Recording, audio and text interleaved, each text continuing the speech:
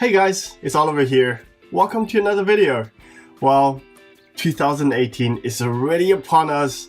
We are in a new year. 2017 is officially behind us now. And 2017 has been a great year for me. I've tried many new things.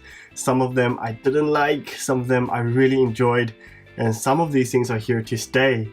That includes YouTube. The beginning of a new year means New Year resolutions, and I hope some of you guys are starting to learn how to cook. And for those beginner cooks out there, in this video I'll be showing you guys 5 tips just to help you get started on the cooking journey. Now, tip number 1 is just to dive in. Go ahead and start cooking. There's no better way of putting this. To start doing something, you cannot hold yourself back, and you just have to take that step forward. I know sometimes the kitchen looks a little intimidating with all those fancy tools, all those gadgets, but really sometimes you just need a good knife, chopping board, some fresh ingredients, pot and pan, a good stove, and that's really all you need. You don't need all those gadgets that help you slice onions. You don't need all those fancy tools to help you slice up an avocado. Just learn the basics and learn as you go. So get started, guys. The beginning is always the hardest part. Don't be afraid. You're gonna thank me later. And learning to cook is gonna save you a lot of money too. Well, tip number 2 is follow instructions.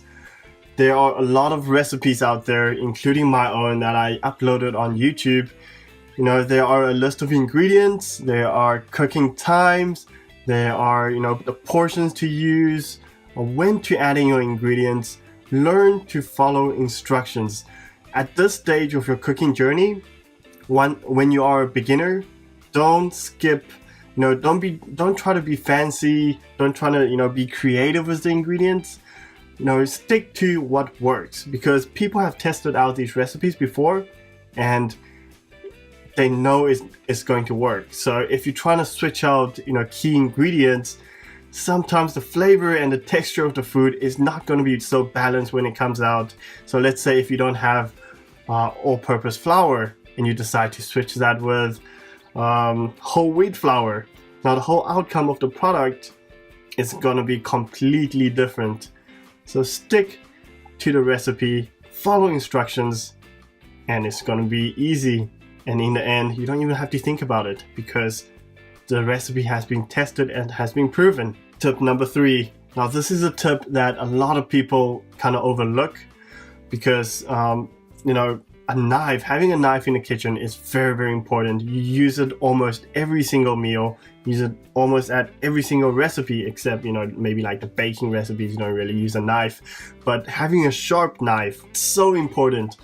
It is so much more fun and faster and safer to cut things and prepare your vegetables, prepare your meat with a sharp knife. So buy a whetstone, one of those sharpening stones. You can get them on Amazon for like $15, $15-$20, and a stone like that will last you like years, decades. Buy one of those stones, take a little time. You only need to sharpen your knife like twice a year, once a year, and it's gonna come out razor sharp, and it's gonna make your food preparation so much more fun and faster and safer. So tip number 4 is preparing all the ingredients beforehand.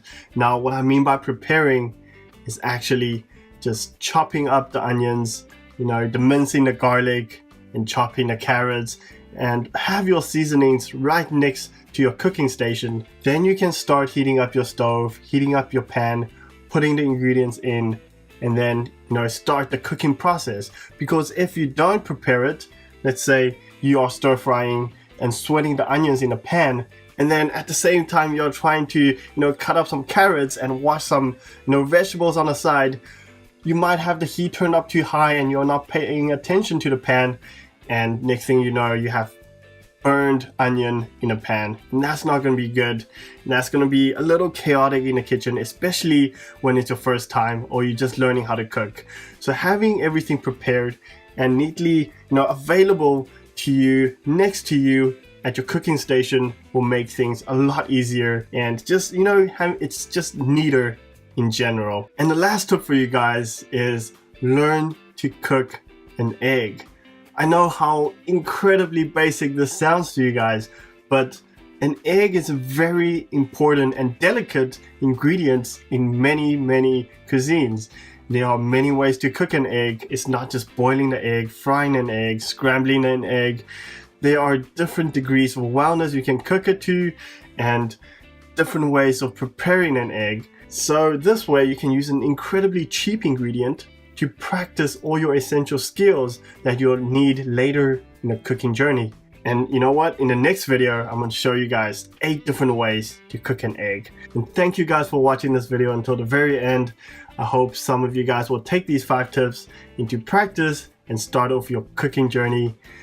I hope one day the kitchen will be your playground and you can use your creativity in all the dishes that you make. Starting something new is never easy, but stay with it. Practice makes everything perfect. Before you know it, the kitchen will be your playground and cooking will be part of your lifestyle. And hopefully it will be a hobby for you, just like it is for me. If you guys have any questions, comment down below and don't forget to leave it a like and subscribe to my channel. Thank you guys for watching. See you guys in the next video.